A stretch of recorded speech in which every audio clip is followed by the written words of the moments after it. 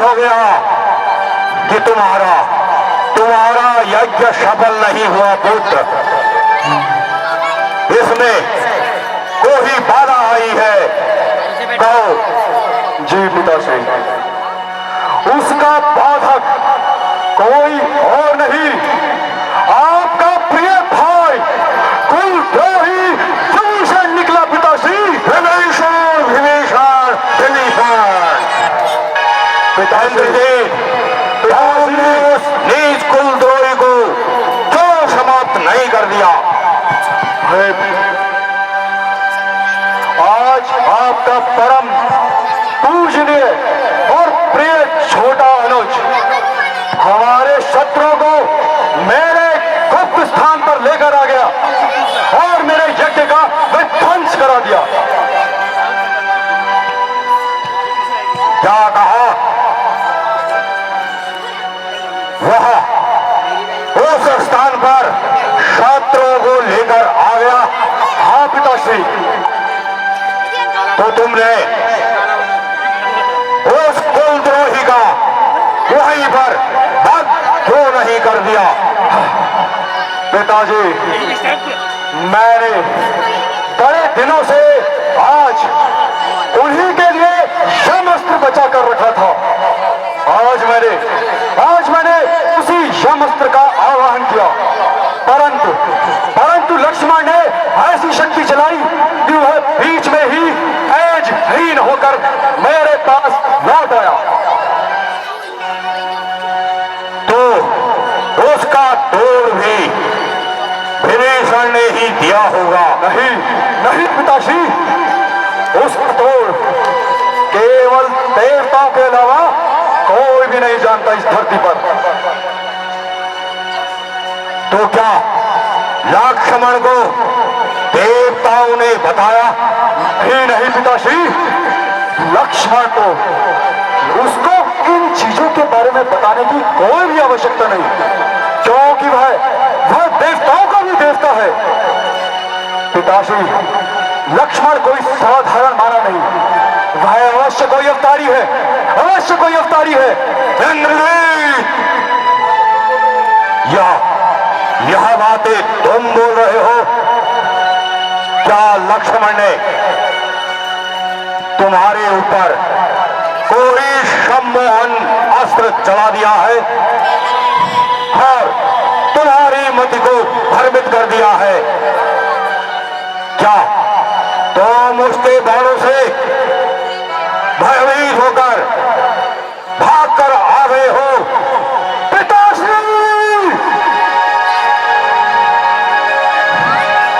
क्षमा करे महाराज, परंतु मुझे कोई कायर कहे, इस बात को मैं सहन नहीं कर सका।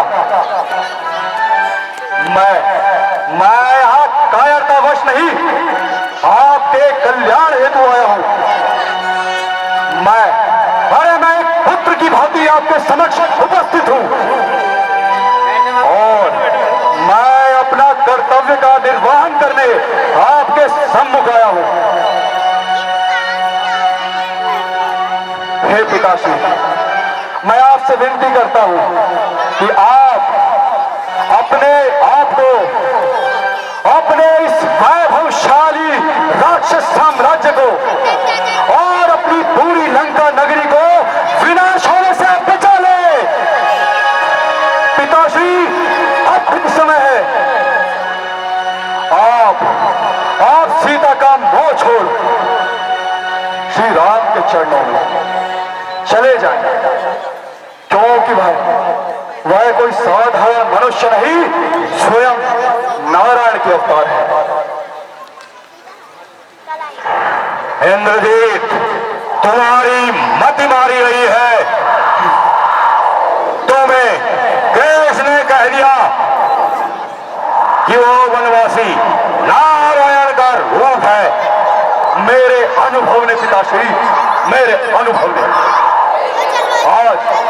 आज मैंने उन 3 शक्तियों का लक्ष्मण पर प्रयोग किया जो अमोघ है, जिनकी संसार में न कोई काट है, न कोई तोड़ है। मैंने सबसे पहले उस पर ब्रह्मास्त्र चलाया, किंतु वह लक्ष्मण की परिरक्षणा कर विलुप्त हो गया और उसने लक्ष्मण का वध करने से इनकार कर दिया, क्योंकि जब कल युद्ध भूमि में लक्ष्मण मुझ पर ब्रह्मास्त्र का उपयोग करना चाहता था तो राम ने भी उसे नीति विरुद्ध कहकर मना कर दिया। आज ब्रह्मास्त्र ने भी मुझसे यही कहा कि इस समय इसका उपयोग करना पूरे संसार और तीनों लोगों के लिए हानिकारक है और यह असत्य को सत्य के ऊपर विजय दिलाने के लिए उपयोग में नहीं लाया जा सकता। इस हेतु वह तेजहीन हो गए। फिर मैंने भगवान शिव का त्रिनेत्रधारी पाशुपात अस्त्र चलाया, परंतु वह भी प्रणाम करता हुआ लक्ष्मण को विलुप्त हो गया। फिर मैंने अंत में इस त्रिलोक की अंतिम शक्ति जो कि नारायण का अमोघ सुदर्शन चक्र है उसका उपयोग किया, किंतु पिताश्री वह भी लक्ष्मण की परिरक्षणा कर विलुप्त हो गया। यह अंतिम प्रमाण था कि लक्ष्मण कोई साधारण मानव नहीं है, एक अवतारी है पिताश्री। और तुम अपने पिता को प्रवचन देने आ गए कि हे पिता, जो तुमने तीनों लोकों में अपने विजय का डंका बजा रखा है, वह अखंड यश प्राप्त कर रखा है। आज उस यश को मैंने धूल में मिलाकर उन वनवासियों के चरणों में बैठ जाए। इंद्रजीत, याद रखो, जो स्वयं अपने हाथों अपनी कीर्ति को धूल में मिलाए, देवता भी उसका सम्मान नहीं करते। जाओ पुत्र, अपने महल में जाकर विश्राम करो, तुम थके हुए लगते हो। नहीं पिताश्री, यह युद्ध रावण का है, वह अकेले ही इस युद्ध को लड़ेगा और विजय प्राप्त करेगा। क्षमा करे महाराज, मैं आपके अपमान के लिए नहीं, आपके कल्याण हेतु ही आया था। जहां तक मेरा संबंध है, मैंने युद्ध शुरू कर लिया। अब यहां से भागकर युद्ध से भागे हुए कायर की संज्ञा लेकर अगर मैं अपने राजमहल की ओर जाता हूं तो देवता भी मेरा सम्मान नहीं करेगा और मुझे इस बात का अब यश ही मिलेगा।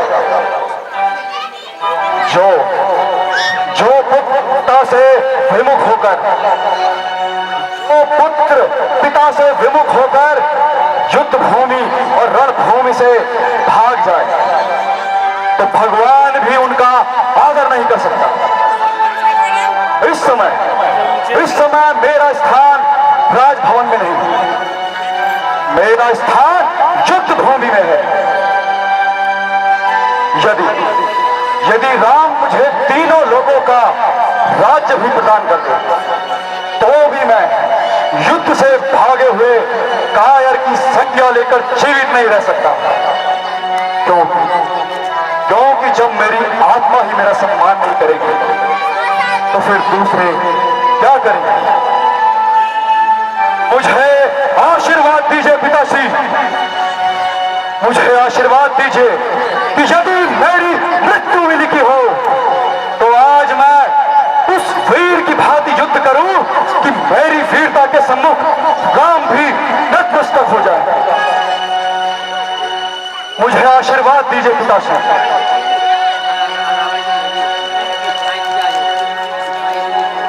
अक्षय कुमार मेरा हृदय था, किंतु किंतु इंद्रजीत तुम मेरा अहम हो। जो हर केसर को काट दे, तुम वो हो पुत्र। जाओ जाओ मेरे पुत्र जाओ, अवश्य पिताश्री। और विजय का पताका फहराओ। जी पिताश्री। पिताश्री प्रणाम। विजयी भव। युद्ध सेनापतियों, आक्रमण की तैयारी की जाए।